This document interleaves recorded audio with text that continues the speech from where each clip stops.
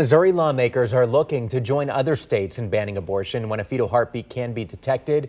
That's at about 6 to 8 weeks of pregnancy. Our Abigail James is here right now with what lawmakers are saying about the measure. You looked into this, Abby. What are you hearing from them? Yeah, well, the Missouri bill would be one of the nation's most restrictive if enacted, and it's similar to other heartbeat bills in states that have already signed this into law in Mississippi, Ohio, Kentucky, and Georgia. Now, there are no exceptions for rape or incest. The only exception is for medical emergency. The abortion bill would ban the procedure after a fetal heartbeat can be detected and outlaw it nearly entirely if Roe v. Wade were to be overturned by the U.S. Supreme Court. Now, many have differing opinions on the matter.